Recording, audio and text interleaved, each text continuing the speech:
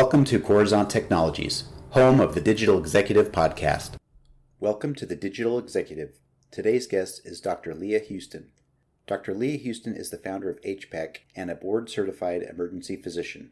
While practicing emergency medicine across the U.S. for nearly 10 years, she recognized a common problem. Uncompensated administrative burdens related to physician employment and credentialing are a leading cause of administrative waste and physician burnout. She realized that blockchain could solve the obstructive regulatory problems in healthcare with its distributed ledger technology by creating a decentralized community of physicians. She began working on the project and named it HPEC, the Humanitarian Physicians Empowerment Community. HPEC is building a platform that will give every physician a self-sovereign digital identity attached to their credentials in order to create a democratic digital physicians guild. HPEC will streamline the current antiquated and laborious process of credentialing, reduce administrative waste, improve access to care, and give physicians sovereign ownership of their data and employment rights. The organization will also create an opportunity for physicians to communicate more efficiently about policy and practice in order to improve patient care. In presenting a solution that has the potential to alleviate the administrative waste for health systems, government, and practicing physicians, she is a recognized and requested national speaker on the topic of decentralized identity as it relates to healthcare. Her work was featured as part of the first HIMSS Blockchain and Healthcare textbook published in 2019. A lifelong advocate, innovator, and investor, she has also spent lobbying for public policy and healthcare reform. She understands the problems that plague the healthcare system from the inside and out and has dedicated her time to repairing the current global healthcare crisis. HPEC will restore physician autonomy to the practice of medicine, beginning in the United States, and expand. With this particular time-sensitive podcast and the worldwide pandemic of COVID-19, I wanted to add that Dr. Leah Houston was just named Chief Medical Officer at Crown Biotechnology and consults for Zymo Research. They are currently working together to obtain FDA approval on a unique and effective coronavirus test to fight this pandemic. Good afternoon, Dr. Houston. Glad to have you on the show. Thank you for having me. Dr. Houston, if I may, if I could call you Lee for the podcast? Yes, no, please call me Leah, of course. Leah, okay. Like many professionals these days, Leah, especially medical doctors, you have made that leap from being a physician, emergency room physician, you jumped into entrepreneurship. Based on the bio, was this more of a need or was it just a passion, or did you have that epiphany one day? Well, I love practicing emergency medicine. It's my passion. It's my joy. I dedicated my youth to learn, to, diagnose and treat complex medical conditions because I wanted to help people. I didn't ever really want to own a business. I actually remember some of the reason I chose emergency medicine is because I didn't want to have an office. I didn't want to be a boss. I didn't want to hire people. I just wanted to take care of patients. So it wasn't that entrepreneurship was something that I really preferred or wanted to do. I came across a problem that was a huge problem. And then I came across a solution that it seemed like nobody else knew what the solution was but me. And I just felt compelled to make it a reality because the problem was so big. I like that story. A lot of people that I've talked to and had as guests on this show say, I just had this epiphany one night and I had to do it. But I like the fact that you went into medicine. I can tell that you're a caring, giving person, and that typically a lot of those healthcare folks get into that arena because they do want to help people. In fact, both my daughters are actually in healthcare. One's studying to be a nurse practitioner now. So because this podcast is called The Digital Executive, Leah, we want to talk a little bit about that technology. And what really got me going was the two things that you were doing around fixing healthcare is utilizing blockchain technology. This is something I'm studying now at MIT, and we understand the high cost of healthcare today, but how are you uniquely tackling this issue with your blockchain and your company? Yeah, so people have heard the word blockchain because, there was a big hype around Bitcoin and Ethereum a couple of years ago, but saying the word blockchain technology is kind of like saying the word JavaScript. As we're working, as we're interacting with computers as humans, we don't really know what the technology is in the background that's running it. But there is a new secure technology that allows for peer-to-peer transaction. It allows for secure data transfer. It allows for us to organize data and to trust it without the need of a third party maintaining that data.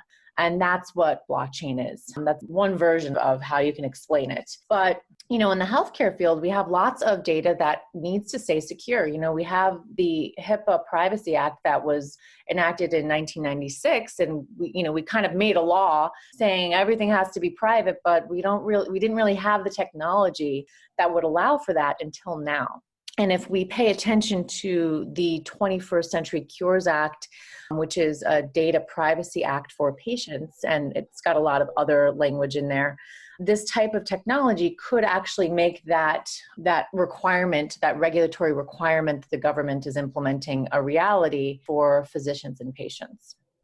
Thank you for sharing that. I think that will give our audience kind of a better understanding of blockchain. Not everybody understands what blockchain is, and that all started obviously with Bitcoin or binary trading. So thanks for sharing. Leah, it's interesting to note that this is a current event right now, but you recently traveled to Los Angeles. We're in the middle of this lockdown with the COVID-19 or the coronavirus. Could you kind of explain some of the groundbreaking things you're working with a laboratory right now? Well, yeah. So right now, healthcare workers are really having a hard time. Not only do they not have enough protective equipment to protect them against the virus as they're caring for individuals who are symptomatic, but they also have no way to test them. There's not enough tests currently being produced. And so there's a laboratory that's been around for, over 25 years in Irvine, California called Zymo Research that has a special reagent that has been used for many, many years. It was, the founder of the laboratory is also a physician. He discovered the way to test for West Nile virus. This has been used by NASA and by the Army to stabilize different cultures for transport. It's a special proprietary reagent called the DNA RNA shield. And so whenever something like this happens, they want to make this special reagent available to the public so that we can increase access to testing that's not only safe, but heat stabilized. So right now, I think all of the tests out there currently require ice when you take the sample in order to stabilize the RNA molecule. It's an RNA virus, and prevent it from denaturing as you're transporting it to be tested. And so this DNA RNA shield stabilizes the virus, kills it, prevents it from being infectious, and allows it to be transported without denaturing, meaning that once the test is run, it's much more accurate and it's much more sensitive. So there'll be a lot less false negatives. And so this testing company reached out to me on Friday, and there's a company called Crown Biotechnology that's going to start using this DNA RNA shield to develop coronavirus testing for the public. And they asked me to come on as chief medical officer. And so I'm down here, working with them to get FDA approval. I'm working with them, to make sure that we develop this test in a safe way so that the public can get their hands on it and get the test so that we can know who's actually infected and who just has a cold.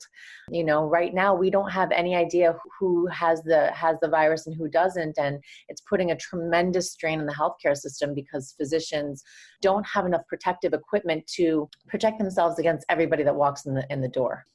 Interesting. Leah, just to kind of reiterate, I know you'd mentioned that this particular test is unique and has some unique advantages, I guess, to some of the other tests out there. How soon do you think we could get this approved? And I know the FDA is going to fast track some of these tests. How soon do you think that'll get approved? And how successful do you think this test will be if we could mass produce it? Well, the issue is this reagent has been around for many, many years. It's been used for many, many years.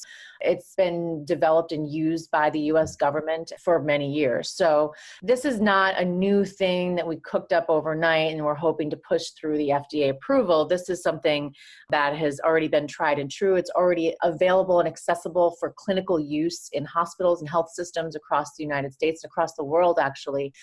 China has been using this reagent in this recent outbreak themselves since they started experiencing this. So we're not pushing through anything that's brand new. So I would hope that the FDA would really make this a priority, because without the tests, number one, the public is scared. They don't know if they have it or not. And number two, the healthcare system is under stress because of the lack of protective equipment. So if we had the answers, if we knew who was infected and who wasn't, we could use our resources to properly isolate the right people, not expose people, and give people the proper instructions to try to get them the best care and make sure that they stay safe and healthy. Okay, that's good to know. There's a lot of topics out there right now around, what should be done and what types of tests that we need to be fast tracking. But what you're working on sounds amazing, and I truly hope that we can get this out there and fast track. So, Lee, what I'm going to do today, this is typically I'm kind of going out of the norm here for this particular podcast. But what I'd like to do is kind of as we wrap up, is there something that you would like to share around the coronavirus or COVID-19 with our audience here?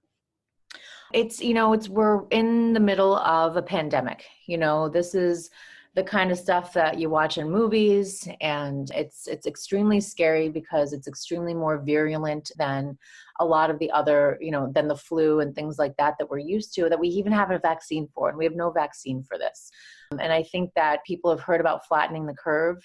It's a real thing. I know a lot of people are kind of rolling their eyes about this, but every person that you expose yourself to during this pandemic, you're increasing the chances that somebody very, very sick could get this, and that person could possibly die from it. So I think that we need to just be very mindful of our interactions. I think we need to wash our hands, wipe down surfaces with 5-to-1 bleach solutions, use isopropyl alcohol if we can access it.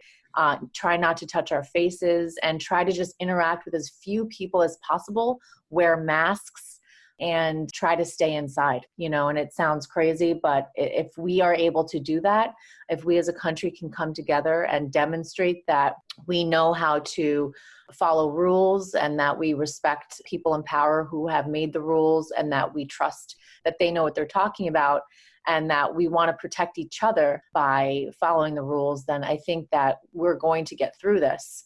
If we don't follow the rules, then we're going to overwhelm our healthcare systems. The clinicians and physicians and healthcare workers that take care of us are also going to get sick, and we're going to have a real problem, which I've spoken to people who are in Italy, and they are overwhelmed. The doctors there are having to decide who gets to live and who gets to die. And we don't want that here. And I know we live in the land of opportunity and the land of access, and the idea that we don't have enough supplies and equipment to take care of everybody sounds kind of ridiculous to people who haven't experienced something like this, but it's the truth. I'm an emergency doctor. I've worked in the intensive care units. I have to intubate and resuscitate people with respiratory failure, and I don't know what it would be like if I didn't have a ventilator to hook somebody up to. It would be very scary, and that's what we would be facing if we don't flatten the curve. Thank you for sharing that. I appreciate that, and I'm sure our audience will too. I always enjoy but also learn from professionals like yourself that are on this show to help provide some advice around some of these current events. So I appreciate that. Dr. Leah Houston, I appreciate you for being on the show today. It was certainly my pleasure, and I look forward to speaking with you again soon on another podcast. Awesome. Thank you so much for having me, Brian. I really appreciate it. Stay safe, everybody. You bet. Bye for now.